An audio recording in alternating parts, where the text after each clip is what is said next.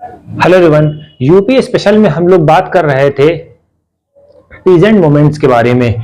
तो आज हमारा ये नया लेक्चर है और पुराने वीडियो को जाके आप देखिए ताकि आप लोगों को यूपी पीसीएस और आरओ के लिए हेल्प मिल सके। ठीक है, और इसके साथ हम लोग हिंदी अटैच करते हैं ताकि रिवीजन के लिए बूस्टअप मिल सके। ठीक है, ये दोनों पेपर आपके तैयार हो जाए 80 नंबर के। राइट, तो सबसे पहले हम बात करते हैं प्रोविंसेस, किसान सभा। ठीक है, इसकी शुरुआत कब हुई थी? 1918 में, फरवरी में। जो इसके लीडर कौन कौन थे? गौरी शंकर मिश्रा और इन Narayan Dwivedi establish the United Provinces Kisan Sabha. इसका मतलब क्या था कि जितना भी पीजेंट के साथ प्रॉब्लम हो रही थी टैक्स को लेके, जमीन को लेके, उनको रिजॉल्व करना था। ठीक है, और अंग्रेज जो है बहुत ज्यादा हैवी टैक्सेशन इनके ऊपर लगा रहे थे, इस वजह से ये चीज बनी। ठीक, अब इसमें कुछ जो मेन लीडर्स थे उन लोगों ने भी सपोर्ट करा, जैसे मदन मोहन मालवीय जी। ठीक है, उन लोगों ने वो करा। अब इसमें जो मेन ऑब्जेक्टिव है कि जो पीजेंट है, किसान है, उनको सपोर्ट करना, उनकी वॉइस को अपलिफ्ट करना, बड़े लीडर तक पहुंचाना और बाकी अंग्रेजों तक पहुंचाना। ठीक है, एक पॉइंट ये आप लिख लिएगा। ठीक है, झिंगुरी सिंह, दुर्गापाल सिंह एंड बाबा रामचंद्र, ये मेन लीडर उभर के आए। जब कोई मोमेंट होता है तो उसमें कुछ लीडर मेन होते हैं और कुछ लीडर जब मोमेंट चलता है तो वो उभर के आते हैं, सपोर्ट करने आते हैं। तो ये आपको मेंशन करना पड़ेगा। जून 1920 बाबा रामचंद्र इनवाइटेड जवाहरलाल नेहरू। ठीक है, जून में बुलाया जाता है जवाहरलाल नेहरू को और बताया जाता है कि क्या प्रॉब्लम्स है, क्या उनकी ग्राइवेंसेस हैं, चलिए उनको सॉर्ट आउट करते हैं। ठीक है, फिर दूसरी जो कमेटी बनी है अवध किसान सभा। ठीक है, इनकी डिमांड क्या थी? ठीक है, October 1920 due to difference within the nationalist rank Awadh Kisan Sabha को फॉर्म करा गया। कहां कहां किस किस एरिया में ये फैली हुई थी? रायबरेली, फैजाबाद, सुल्तानपुर जो है प्राइमरी सेंटर थे इस जगह के। ठीक है, बाबा रामचंद्र ने ओपन करा social foundation of Congress movement. ठीक है, ताकि इनको थोड़ा से सपोर्ट मिल सके इस मूवमेंट को। नेक्स्ट स्लाइड पे हम लोग देखते हैं क्या है।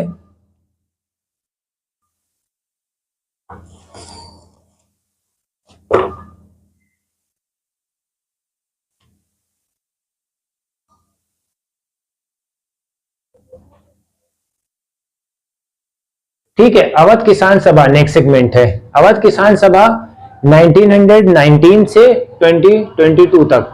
ठीक है, एरिया इसमें देख लेते हैं। देखिए, सबसे पहले कोई भी आपको कमेटी देखना है, कोई भी मूवमेंट देखना है तो आप उसको डेट देखिए किस एरिया में फैली और उसका जो मेन जो लीडर है। ठीक है, और उनके अपोजिशन लीडर को कभी पूछते हैं। ठीक है, तो ये चीज आप ध्यान रखिएगा। जैसे हम लोग झांसी की रानी देखते हैं, नहीं, झांसी की रानी में क्या है, उनका जो अपोजिशन वाले हैं वो क्या है, हीरोज हैं। इस तरह से आपको याद करना होता है। किस जगह पे हुई फाइट? ग्वालियर में हुई। खैर वो अभी अलग टॉपिक है। ठीक, 1919 से 22 तक प्रतापगढ़, रायबरेली, सुल्तानपुर, फैजाबाद। ठीक है, लीडरशिप कौन है? बाबा रामचंद्र और झिंगुरू सिंह हैं। ठीक है, ये एक मूवमेंट्स के बारे में बात करते हैं। End of the 21 wave of peasant discontent district of United Provinces namely Hardoi 50% higher than recorded rate. यानी कि बात वही आ गई कि लड़ाई किस बात पे थी, रिबेल्स किस बात पे हुई, म्यूटनी किस बात पे हुई, क्योंकि टैक्स वो लोग बेपनाह बेतहाशा बढ़ाते जा रहे थे, एग्जॉर्बिटेंट टैक्स ले रहे थे, जिसके वजह से जितने भी पीजेंट थे वो बहुत ज्यादा डिप्रेशन में चले गए थे। इस वजह से उनको ये मोमेंट रोल्ड आउट करना पड़ा। Got it?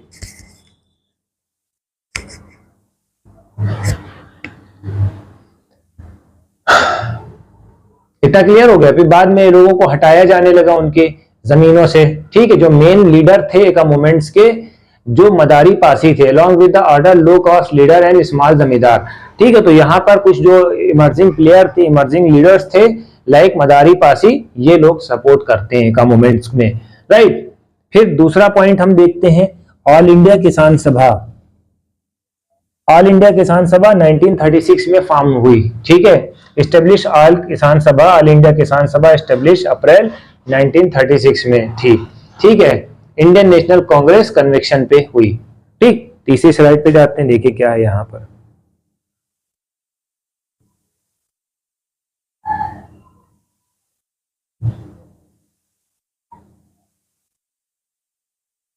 ऑब्जेक्टिव क्या था, main objective of all India किसान सभा, address the problem of farmer.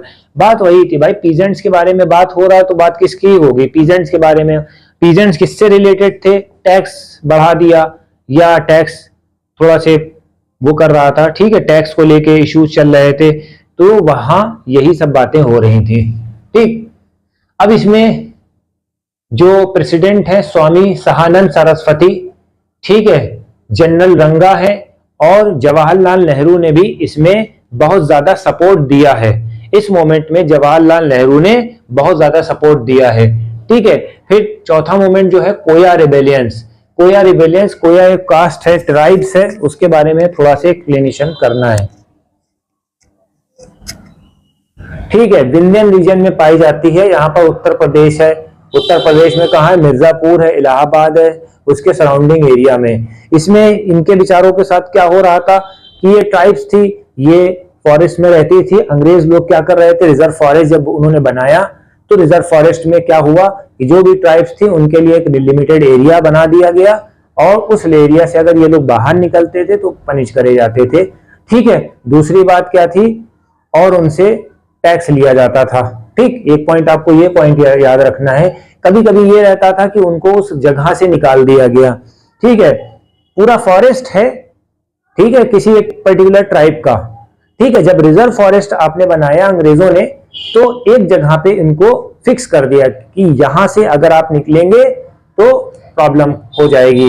ठीक है, अब एक इंसान आदिवासी है, वो रह रहा है, घूम टहल रहा है पूरे जंगलों में, अब आपने उसका एक एरिया फिक्स कर दिया तो क्या होगा, वो तो रिवोल्ट करेगा ही करेगा। ठीक है, तो ये है forest policy enforce the British government endanger the life and livelihood of the Koya tribes people, restricting their entry of the forest and preventing them. ठीक है, उधर टैक्स बढ़ा दिया और इधर रोक दिया कि भैया तुम लोग इधर ही रहो। अब उनको जो जितने भी फॉरेस्ट के प्रोडक्ट थे, ठीक है, जैसे फ्रूट्स हैं, फल फ्रूट हैं या टिम्बर्स है, अब वो जा जाके बेचते थे ताकि उनका प्रॉफिट होता था। अब फिक्स एरिया में वो लोग रहेंगे तो क्या कर पाएंगे भाई, ठीक है, उसमें आपस में कंफ्लिक्ट होने लगेगी। अब आगे जब मॉडर्न स्पेक्ट्रम में अगर आप पढ़ते हो तो यही सब चीजें होती। इसमें क्या होता है कि इन लोगों के ऊपर प्रेशर बनाया जाता है, फिर अंग्रेज लोग उन लोगों को खड़ा करते हैं, जमींदारों को, तो जमींदार इन लोगों को पैसा देते हैं, उसके बाद बदौलत जो है ये अपना प्रोफेशन छोड़ छोड़ के दूसरी जगह चले जाते हैं, और फाइनली जो है जमीन किसके अंडर में चली जाती, अंग्रेजों के अंडर। इस तरह की पॉलिसीज फॉलो करते थे। ठीक है, आप मॉडर्न हिस्ट्री में ये पॉइंट को आप पढ़ सकते हैं अच्छे से, उसमें लिखा होगा, राइट। तो यहां पर ये पॉइंट आपका खत्म हो गया। अब हम थोड़ा से हिंदी आप लोगों को पढ़ा देते हैं। हम लोग वन वर्ड सब्स्टिट्यूशन पे मूव ऑन करते हैं। ये हिंदी का एक पॉइंट है। लास्ट लेक्चर में हमने कुछ पर्यायवाची शब्द देखे थे, ठीक है, इसको यूपी पीसीएस के साथ अटैच कर देते पेपर 5 और 6 के साथ। चलिए हम लोग कुछ अपनी स्लाइड पे लिखते हैं और इसको आप याद करते रहिए। ठीक है, तो सबसे पहले हमने क्या लिया है, किसी बात की इच्छा रखने वाला, इच्छुक। थोड़ा सा लिखने में इशू होता है, इस वजह से आपको मैनेज करना पड़ेगा। किसी बात की इच्छा रखने वाला इच्छुक होगा, एक पॉइंट आपका ये बना। ठीक है, जो इच्छा के अधीन हो, जो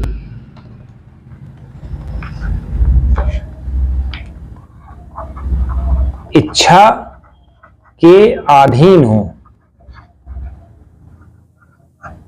जो इच्छा के अधीन हो उसको हम क्या बोलते हैं, ऐच्छिक बोलते हैं।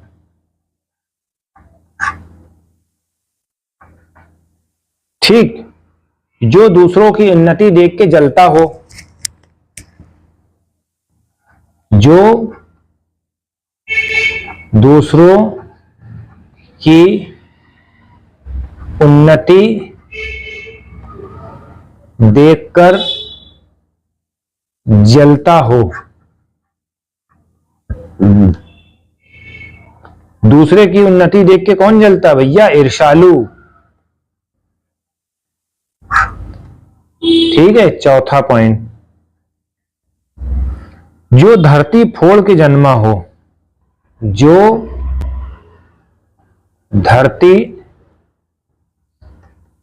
फोड़कर जन्मा हो,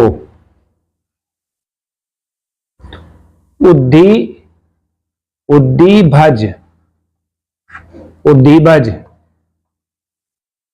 उद्दीपज, ठीक है। खाने से बचा हुआ झूठा भोजन, या ऐसे लिख लो झूठा भोजन। झूठा भोजन को हम क्या कहेंगे? उच्ची शठ, शठ, उच्ची शठ बोलेंगे। फिर से लिख लिए इसको, उच्छी, उच्छी शठ, उच्छी शठ यानी कि झूठे भोजन को बोलेंगे, ठीक है। सूर्य जिस स्थान से निकलता है, सूर्य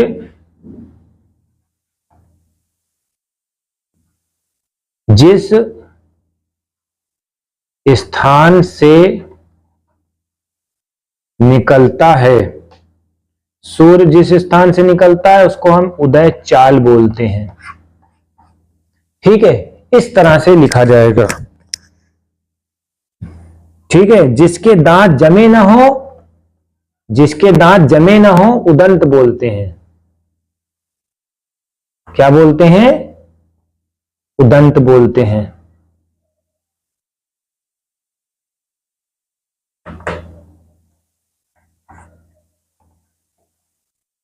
जिसके दांत